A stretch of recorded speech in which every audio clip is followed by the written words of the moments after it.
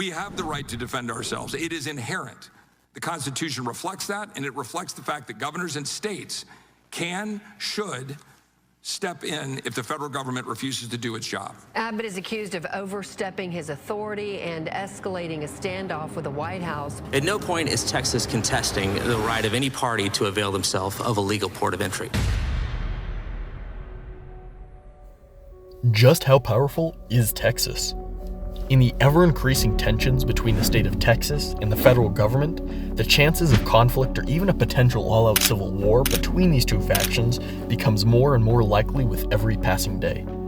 In this fight between the most powerful government on the planet and one of its most powerful states, who would come out on top? In recent news, a US state for the first time in decades openly defied a direct order from the Supreme Court as a federal entity. Texas continues to secure the US-Mexico border with its National Guard, opposing the Biden administration's stance on illegal immigration.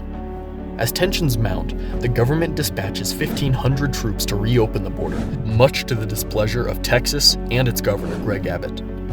But can Texas militarily compete with the United States government? Let's explore.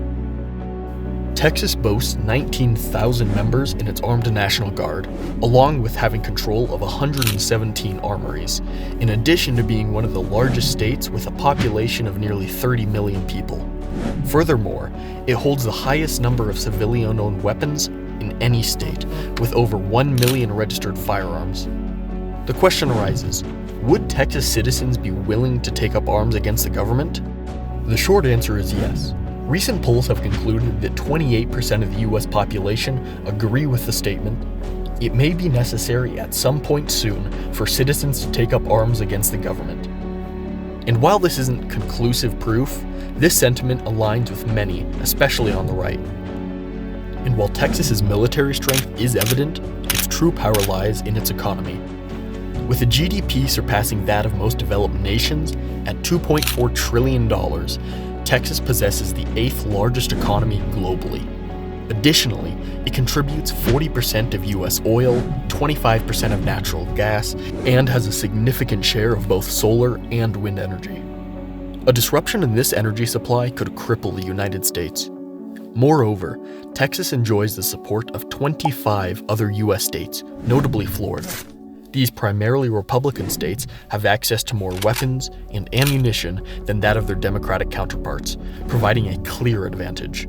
And considering that 52% of the US military leans right politically, the majority of their fighting force may even be unwilling to engage at all. In conclusion, the United States would face significant challenges against the combined might of Texas and its 25 supporting states, without intervention from a larger force like NATO.